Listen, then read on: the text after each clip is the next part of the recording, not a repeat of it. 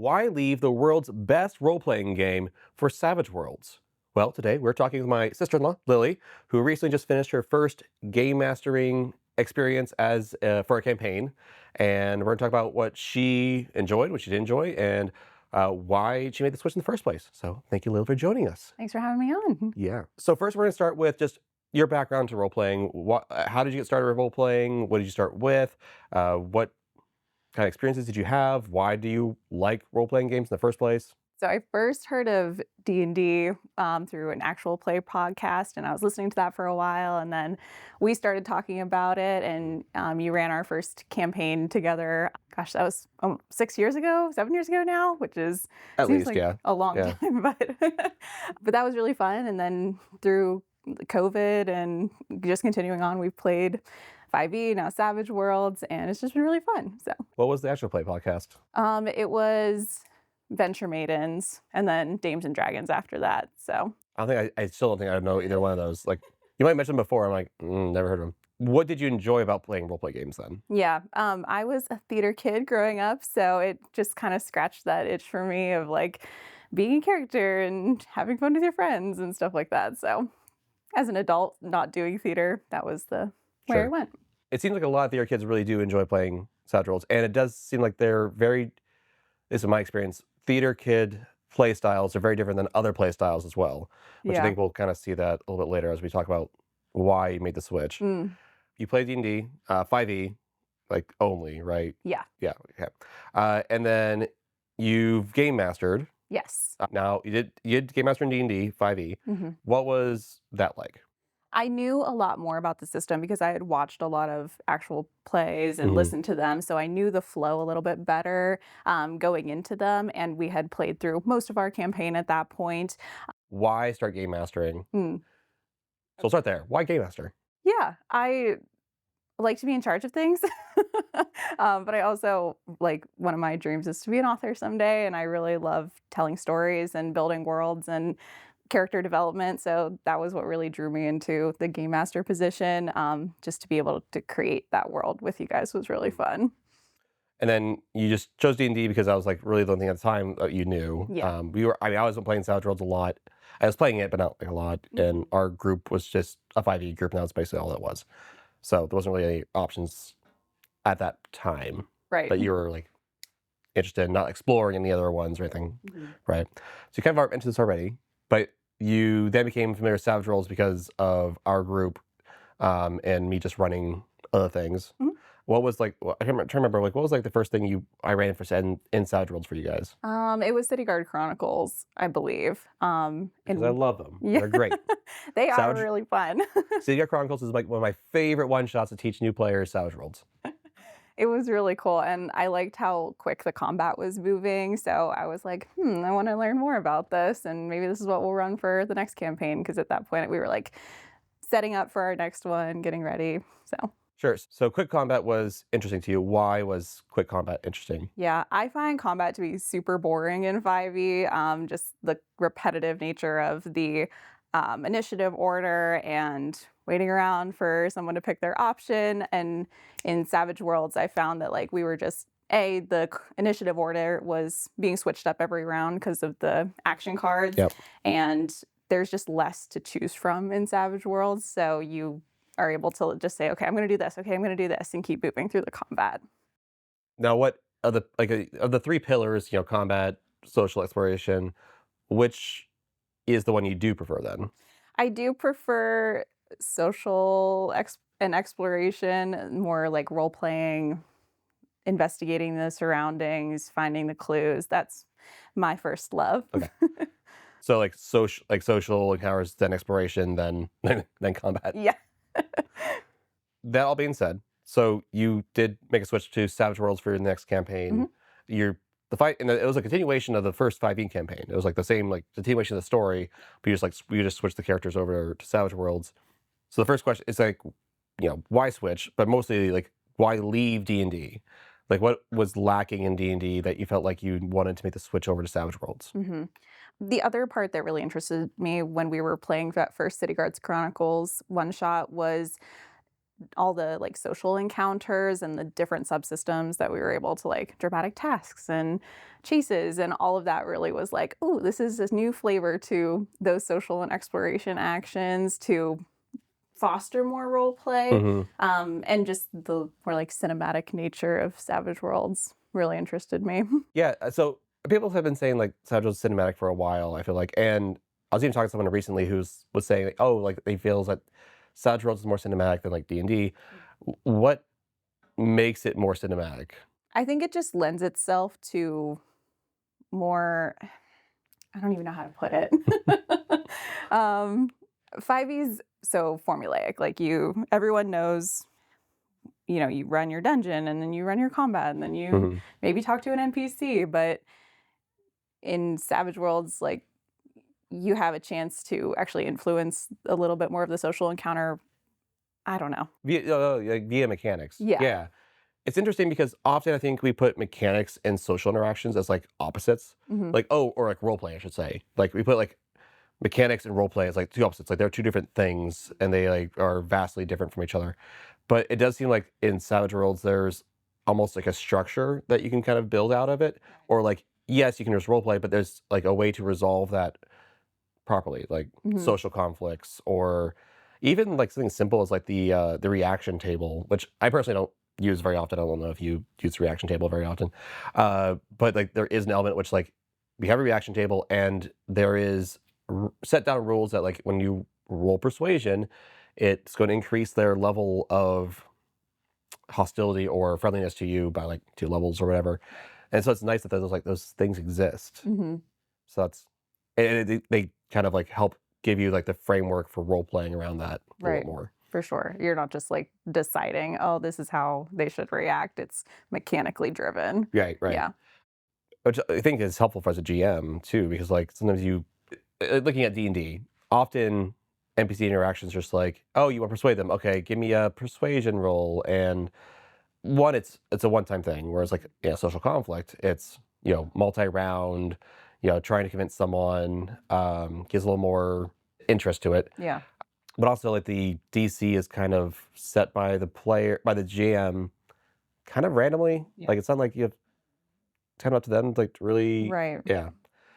And so like so it's like a randomly set DC. It's just one roll of a D20 plus persuasion modifiers and stuff, and then the GM just does whatever they do, and it's not like anything clear that you're like how much is that actually supposed to influence the story or the change the NPC's treatment of you. Right. So you switched mostly because you felt like the combat. The main thing was you felt like combat was quicker, which I would agree personally. That Savage Worlds combat is quicker, or at the very least, for those people who don't think that, like David, who doesn't think Savage Worlds combat's any quicker, it at least feels quicker, Hmm. which I think is nice because it's like okay, even means that you're more engaged as a player. Like players are more engaged, they're more interested in what's happening, and therefore it at least feels quicker. Point being is that time's going quicker when you're having fun. Yeah. And so if players don't feel like it's as slow, it means they're having more fun, which maybe means David's not having fun. So maybe we should figure that out. Yeah, for I sure. don't know. The other thing too about the combat is I play a lot of casters when I am playing. So when you're a caster, sometimes you aren't able to influence combat fully. As if you're doing a fighter character, Hmm. you can do multiple attacks in 5e.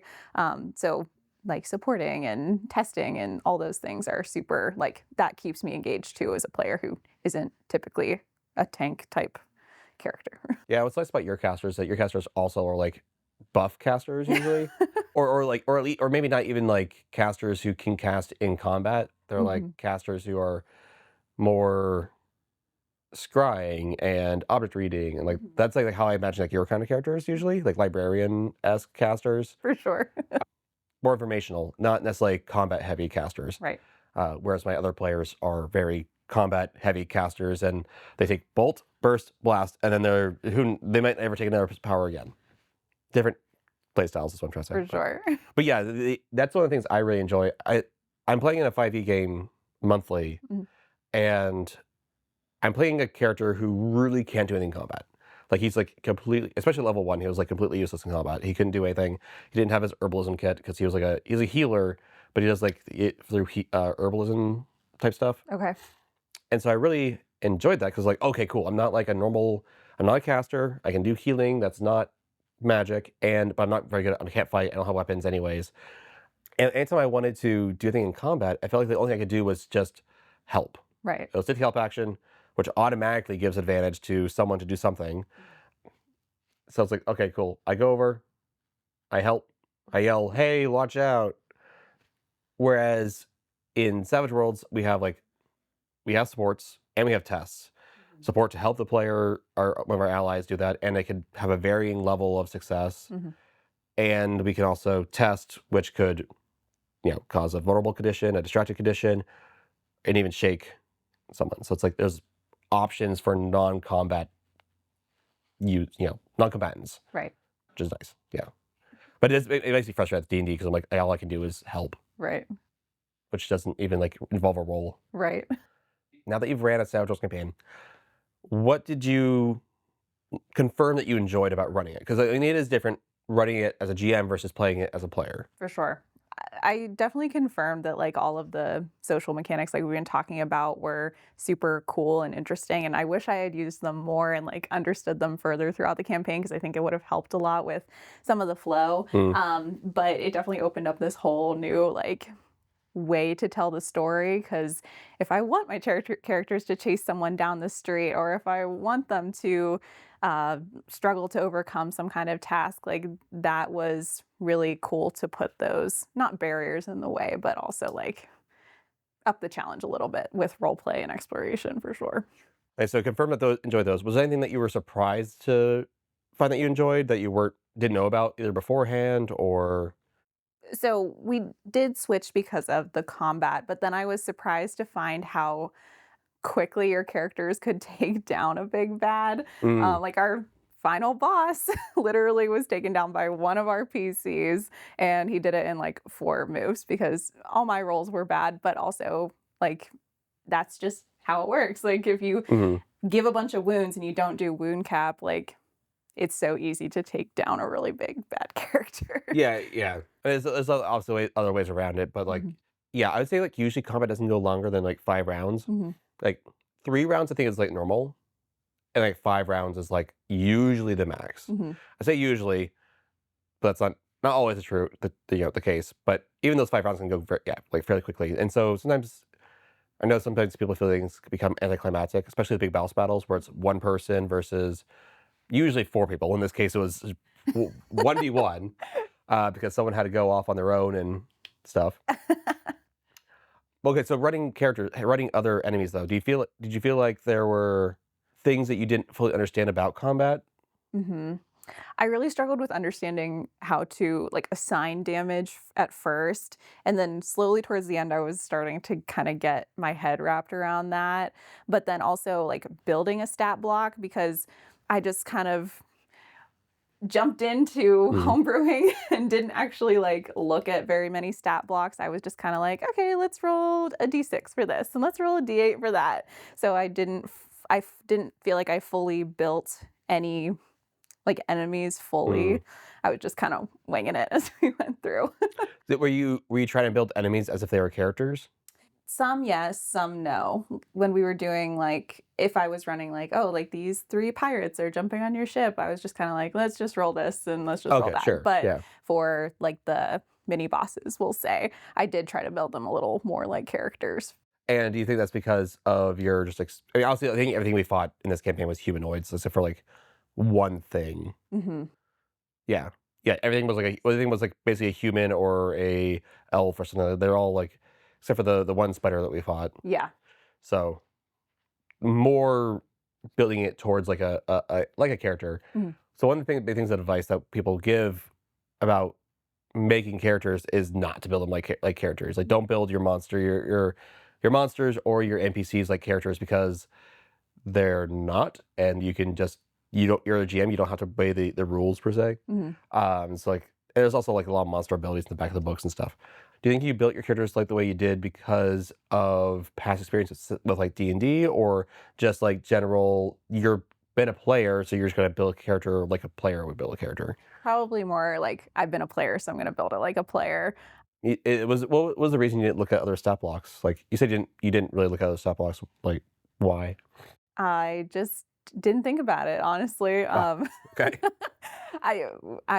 My prep time for each session was probably like maybe half an hour to an hour at most if Mhm. I was able to. So by the time we got to combat, I was kind of like, okay, let's just kind of pull a couple things here and there. And that's just like as a new GM, like learning my prep time and learning what I need to prep. Like when I ran my first campaign, we were in quarantine, so I had all the time in the world to just like dig Okay. around and do all of my prep. But now, we're back to working full time And and yeah, so we have jobs and lives and right. yeah, So my prep time was cut significantly. So yeah, and prepping for Savage Worlds I feel like it's different than D&D for some reason, but I sure. can't put my finger on why really.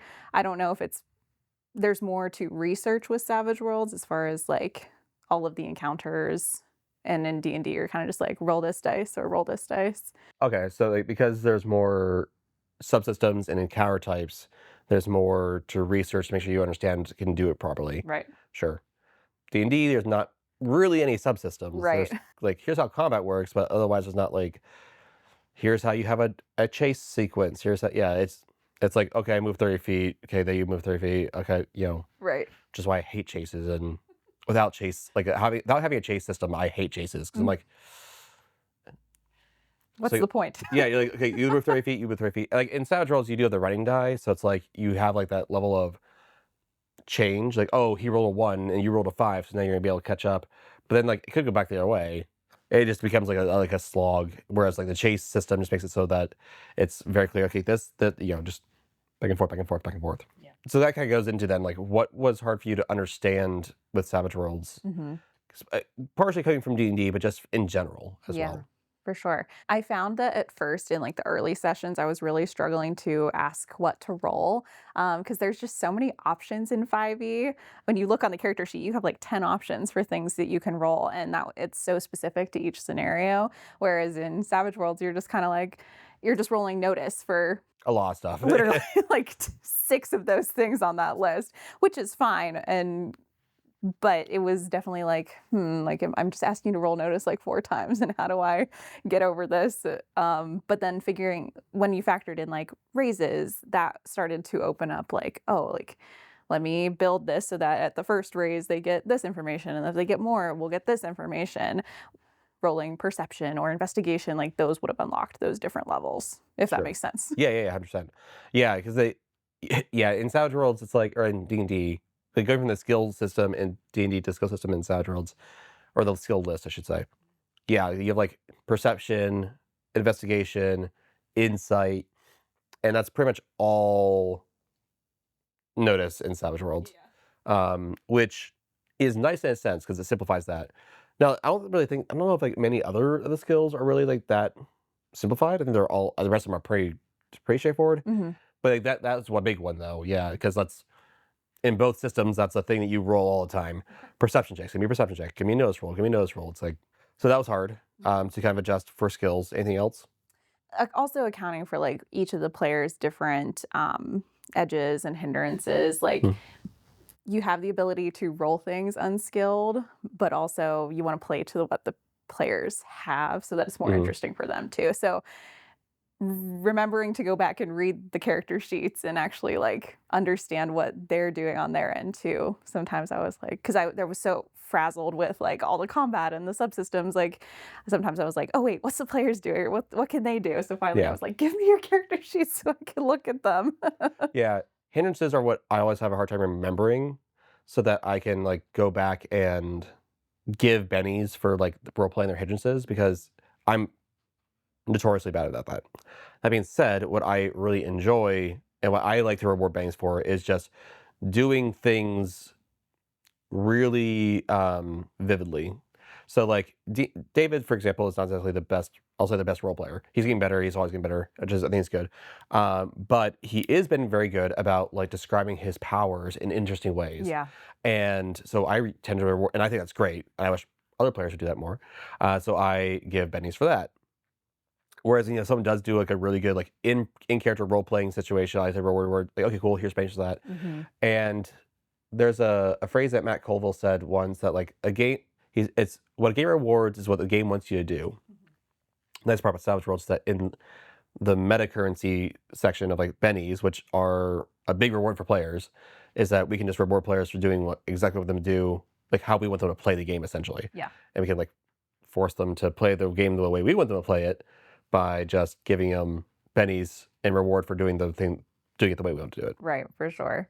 Yeah, remembering to give bennies is so hard because you've said it before, like 5e, you have to be so stingy with your inspiration because it's one inspiration per player until they use it up. And then, yeah, but bennies, you can just like let them flow. Yeah, I will say, I think if I ever ran a D&D game again, I would probably just switch to like a Benny-like system. Yeah. Maybe not as many, maybe, why not, right? Just be like, one, like, get rid of the stupid cap where you only get one. Yeah. And, yeah, reward them more often and maybe let them do a few more things. Like, I think right now, like, they only let you get, like, advantage on a roll or something like that. But, like, being able to re-roll damage. Like, oh, yeah, if you want to re-roll that damage, you can spend a payment for that. Yeah. It's less powerful in D&D than it is in Savage Worlds because, like, Savage Worlds, you have acing damage, and honestly, damage thresholds are a lot lower than D&D generally is. So right now, we're playing through some one-shots with our group. You are going to be playing another campaign or doing another campaign that you want to do is sci-fi. Yes. What do you feel like you need to still learn to, like, kind of run the next game better? Like, what's, like, the things you really feel like you need to spend time doing? Mm-hmm. Yeah.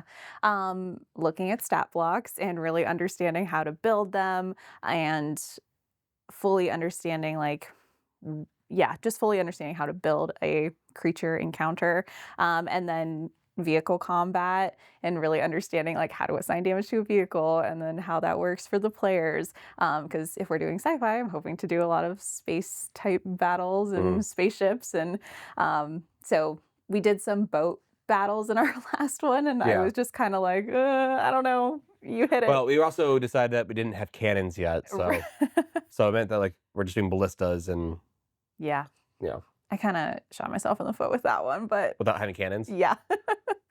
You have cannon. What was the argument? Like, if you have cannons, you have guns. Yeah. Yeah, and you're like, I don't want guns. No. Yeah, that's fair. Yeah. So we're kind of, the more I play combat, the more I'm understanding all of the flow of it. And I feel like that's where I struggle is with choppiness of combat. Because when you're playing virtually, sorry, let me get off on a tangent here. When you're playing virtually, I think it's really hard to run combat because you have to find something to track your initiative and get your action cards and then remember who's going and where you put this. And you're flipping back and forth between screens. But when you're running it in person, it's a lot easier because you're handing out the cards. You're kind of putting remembering who goes next to your players. And I think that's or just being able to see what cards in front of people. For sure. You should be like, 'cause that's what, I mean, for me, it's just like, I'm looking, like, while someone's taking their turn, I'm just going, all right, you're doing your turn, looking at the cards here, this person's next. And it's just like, okay, and you're done, cool. Take that card, you're next, go. Yep. Yeah. And players can do that too. They can see, like, okay, I'm going to be going next after he's done because I have the next card. Like, it's super simple for them to, like, realize. Yeah, for sure. And then just kind of getting more familiar with the social encounters. So, like networking and dramatic tasks and because diffusing bombs and stuff like that. So yeah, I'm really excited to dive into that a little bit more. Dramatic tasks are great. I love dramatic tasks. They're probably my favorite subsystem. And to be clear to those watching is that we don't use any sort of like VTT for our game. It's just on Discord. We're doing not Foundry. We're not using Roll20. No Fantasy Grounds. We're not even using Albar Rodeo or anything. Well, I did. I guess I did, but yeah. Yeah. Not everyone's running on PCs. I mean, you're running on Chromebook. Keith's running on Chromebook. Our house is running on PCs, but so we're trying to make sure everyone can still play, which is basically just Discord and anything that can run in the browser. But even some browser programs are just like too bloaty and can't run. So for sure. Yeah. I'll say Albar Rodeo though. How did you feel about Albar Rodeo? I liked that.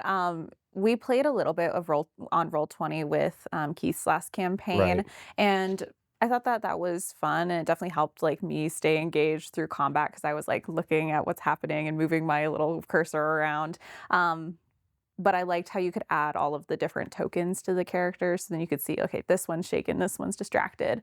And Mm. then that helped like me be like, okay, I'm gonna go for this one here and just take care of that one next. So Just going back to like your D&D to Savage Worlds, are you happy you made the switch still? yes, for sure. We keep talking about the subsystems, but I just think that that's so fun. And like, I just think that the subsystems are so fun and give a lot more power to the players, like over the encounters. So Mm. it feels Less good. DM fiat. Right, right. Because I don't want to just play with myself. Like I invited you guys to play my game so that you would play with me. And like if when you have control of the story, like that's so fun for me. Because then I'm like, oh my gosh, I didn't realize that could happen. And then we move on to the next thing. And like opens up a new branch to the story. So I think that's fun. Yeah. Okay, so you wanted to talk about play styles from theater kids versus like uh, in our group we have I would say a mixture of both. Hmm. Not that you're the only theater kid. Yeah. I mean, I did like some stuff growing up, but not like you, not like no high school theater, no like Local groups. yeah, Yeah. and you were like in the ballet doing that kind Yeah. of stuff too. For sure. Then there's like me and David, who are I would say more towards like the more tactical side. I'm coming somewhere in the middle man at this point, but Hmm. David's more tactical, more about interested in mechanics and combat and stuff. Hmm. And then there's Keith, who's pretty good at role playing actually. Hmm. And then Joyce is pretty good at role playing as well. Yeah. So I think Keith's character actually had the most interesting arc in this game because he yeah, kind of went from like this playboy character to like wanting to gain everyone's respect and then ultimately like defeated the big bad yeah. and gained all that respect that he wanted. So I thought that was really interesting. Like you being a game master who enjoys things that are not necessarily combat. Hmm. And I would say, I feel like personally, I feel like D&D itself really focuses on the combat, like we said. How did that transition really affect how you feel like that interaction with like combat?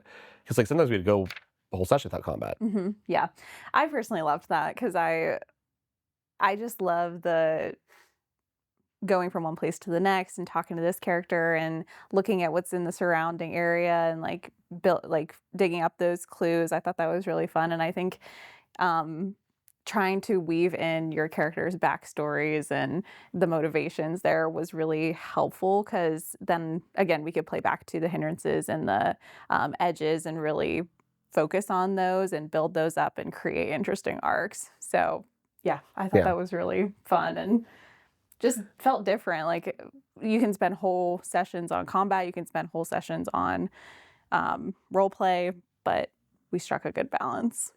All right, so I'm going to come back to like your opinion about Savage Worlds. What was something that you did not like about Savage Worlds? What was it that like, let's be a little bit critical. What was something that you did not enjoy and you feel like needs to work on? Like speaking of like barrier to entry, like finding you lent me your books and like shared those things with me so I could read them. But if I with D&D Beyond, like you could just go online and find it. And so it's really easy to look up rules and look up character stuff and look up monsters, where I feel like it's not as easy with Savage Worlds because when we were playing 5e, I would just Google something if I wasn't sure about what Right. it was. But in Savage Worlds, I'm Googling and I'm like, I don't know Right. what this Like you, is. yeah, yeah. Because like in D&D, there's was what we call a system reference document, and so it means like every site out there who does stuff for D&D can technically publish the rules and not get in trouble for it because it's part of the system reference document, and so you can Google it, you can find it. Whereas Savage Worlds does not have that. There's no system reference document that's like freely available. We have like free rules that are like available for like a demoing Savage Worlds, but it's not like like a system reference document, so you can like look up how X thing works. Right. I know the reasons for it, but it would be nice. I'm just saying it would, because you're right. It is like a little bit more of a barrier to entry because you can't just it's harder. And I'm not going to like go into D&D Beyond specifically, but like even other sites before D&D Beyond existed, you could find the rules for something very quickly just by like searching like how does this work, or like even like items or monsters. You search it, you find it, it'd be there as long as it's part of the open source stuff. Right. The more someone knows the game, the better it's going to be able to run, and the better it's going to feel. Like I can get to a portion where I talk about what I think you could have done better as someone who played in the game. I would love to hear it. Okay, so one of the things that obviously combat, you felt like you're still trying to learn combat, and especially since it's not something you really enjoy, you know.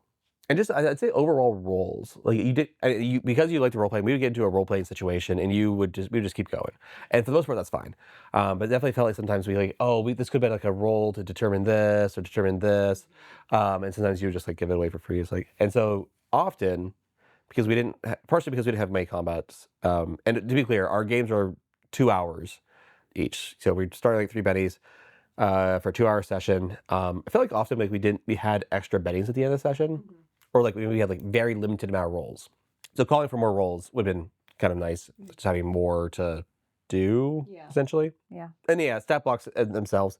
Because one of the things about Savage Worlds is that you can't, and this is true of like D&D too, like it's not just what's their fighting skill, it's also, or like what's the damage of the weapon. It's like, okay, it is about like edges and abilities they have, how's that going to affect things. Giving monsters, or I'm very curious to see like the stat block for the big bad, because I'm like, either if you did steal it from like another stat block and just like reskin it, which is what I would do. That's what I think a lot of people do, is that they just take a stat block that exists, tweak it a little bit, or just reskin it as something else. But also it's like, then this is something I've complained about as well, is that there are things that we could be doing better, I think, as we create stat blocks for monsters in Savage Worlds. Because if you look at a stat block, it's like, edges. It has these 5 edges, and you as a good new game master have not memorized every single edge, what it does. And if it's a monster from another setting book that has like another edge from that setting, well, you've maybe just started playing that setting, you haven't memorized those ones either. So to try to like memorize all different edges is just difficult, if not impossible. Right. And those are not like usually like explained there. And then on top of that, we have monster abilities that, I haven't memorized. Like I memorized like the ones that keep coming up, which is like unstoppable, hardy, resilient, right? Like there's like 3, which I don't know which one's which of those 3. Like I can't remember which one's which of those. I think unstoppable is where you can't take more than 1 wound as a monster. Like that you can only take 1 wound at a time, which is a nice one, by the way. It's a really good one because it helps you prevent, like, even if you have wound cap, or if you don't have wound cap, it means like those particular monsters will last 3-4 attacks. Yeah. Assuming they don't start soaking wounds and stuff. So yeah, just to touch back on like calling for more roles, I think what I struggled with a little bit was like I wanted this to be a shorter campaign because I wasn't sure like what our timeframes would look like, but also like more story driven campaign where it's not as open sandboxy. Like there are things that like I wanted the players to hit and wanted you guys to hit each session. So when it came up and it was like, oh, you didn't make that roll, I'm just gonna give it to you anyway. But it was just in the name of like moving the story forward as quickly as possible, not in a bad way, but like hitting the beats I wanted to hit. So but I see how that could be like, oh, like I made this roll. Like, yeah. Anyway, sorry. Yeah. Well, yeah. It's like, and if we want it badly enough, we have the bennies for it. And if we don't get it, doesn't mean you can't put in like and that's another thing. Like it's like you have like a lot of GM experience in the first place, to be clear. And there's a lot of just like generic game mastering tips that you're still learning, and still skills that you're still learning that aren't specific to D&D, 5e, Call of Cthulhu, Savage Worlds, whatever. Right. So there's still a lot of that you're figuring out. Yeah. So as far as GM prep though, there's a really good book called The Return of the Lazy Dungeon Master by Mike Shea. And it's basically like how to spend less time prepping and more time just playing, and like be able to like figure out what you need to know quickly and then like move on. It's on my TBR. Yeah. There's this like thing in TTRPGs is like, maybe you should just go write a book. Right. Like game masters say like, oh, they're having this problem with their players. Like, oh, they're just not following the story. It's like, well, maybe you just need to write a book. But it's not necessarily what you want. You're trying to still like have options and story plot point divergences, and you're allowing players to do that, which is good. But it's still like you're still learning how to like figure out that balance of like understanding like what your long-term goals are, and like how to like do that. Same time, you're in a sense you're ahead of me, because I have only been running pre-written adventures, and the one time I didn't, I was like, I might have went overboard on that one. As far as like having decisions I'm like, I don't know if that was the right decision I should have done. But It's also like setting expectations at the beginning of your game too. Because when we sat down to play, I was like, "This is a story I want to tell, and I would really appreciate it if you like lent yourself to the beats I'm trying to get you right, to." right. Whereas I feel like when I talk to other people about D&D who maybe have played it more casually or like played a couple sessions with their friends, they're like, "I just wanted to be a murder hobo and like be a jerk in my game." And I was like, "Oh, well, that would not be fun for me as a Yeah, yeah, GM." yeah. Yeah, different kind of yes. Yeah. And I will say like between my so I am in 2 games a week. My game on Monday, my game on Thursday, and I have one player who's the same between those two. But the overall feel of those groups is very different. Like very, very, very different. Mhm. Because one is like more role play heavy, more narrative, more heroic in a sense. More like I'm not trying to be the strongest person out there. Like they accept that they're not the strongest person out there. Yeah. Like, yep, this seems scary. This seems like a bad situation. We should just leave. Whereas my other players would be like, the other group, I feel like it's more good luck trying to fight me, like the opposite. Like they're the person that's being the scary one. Interesting. Yeah. Going back to things that kind of like I didn't love about Savage Worlds, and this is on like the player end. Like most of the one shots we played have ended badly, and so that to me is like discouraging as a player because I Sure. enjoy hopeful stories and like good endings. That's just who I am as a person. But so I was so afraid our whole campaign of killing someone off on accident because I would have just hated to like give that experience to someone at the table. Mm. So I think sometimes like I drew back on the combat a little bit too because I was like, oh, like I rolled like 23 damage here, but I'm afraid to like give those wounds to the characters and maybe someone die. Like that was stressful to me. So Whereas I've killed David twice. So for me, I like it. Like I feel like death needs to be a possibility. I think we're going on a slightly different tangent than like our initial goal here. There needs to be a possibility of death. Otherwise, it's like there's no stakes. There's no like and even death itself or like incapacitation, I'll say, like wounds themselves, like damage, is a motivator for characters. Like how we respond to those things is itself a story. mhm. And like when it comes to like some of the other characters that like David's characters who have died, that easily could have been just a story turned into a story. Like okay, now you guys have to figure out how to resurrect your pal, but it just kind of never goes that way. They're like, they just accept the death. I'm like, you could have looked for something, could have gone on a quest to figure this out.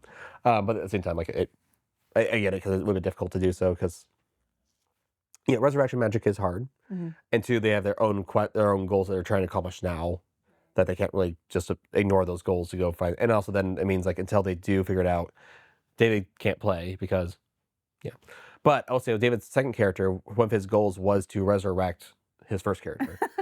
That was an interesting story about beat. Maybe it's just because I've never killed off a character in a campaign, Yeah, just so gotta do it. I wouldn't know how to like reintroduce a new character to the story. You gotta have them tied in somehow. Yeah. And honestly, it depends on like what the character is and everything. As far as like you say, like a couple times you failed. Yeah. And the worst part is like I loved the encounter that you guys for the first one that was City Guard Chronicles. It ended. Spoilers for the City Guard Chronicles, is that it ended with a dramatic task while in a combat. Mhm. And that's one of my favorite things is like dramatic tasks while combat is happening because people are trying to stop you from dramatic tasking. So you have to, like, some people have to like fight off those people who are trying to do that. Some people are trying to help you in different ways, make it easier for you, like by doing certain things around the room, all that kind of stuff. Everyone was doing exactly what I thought they should be doing. Your character was trying to stop the ritual, like, or undo the ritual. Some people were fighting off the cultists that were trying to stop you. One person was fighting off this big monster.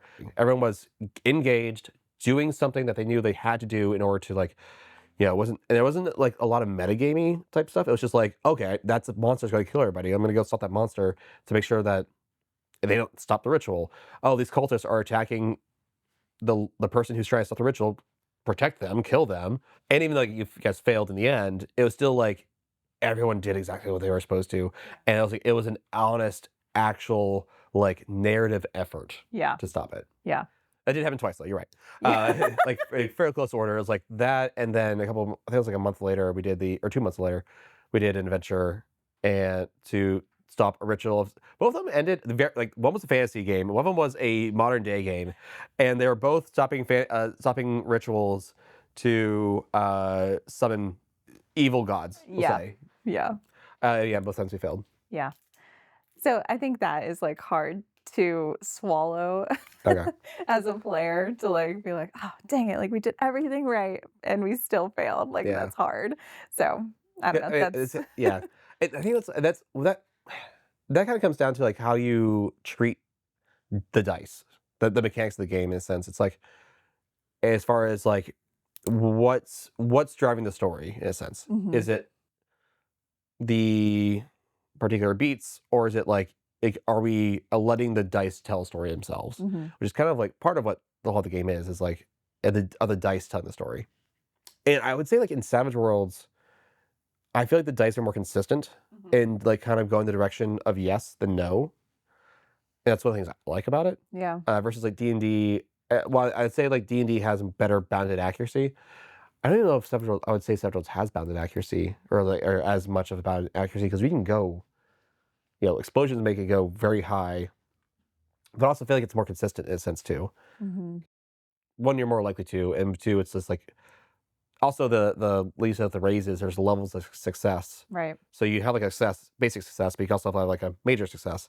Whereas D&D doesn't have a built-in mechanic for that. People kind of create things like, oh, you get 5 over, but it's not built into the game. We only have like one level of failure though. Oh, Right. sorry, we have 2 levels of failure. We have critical failure and just fail.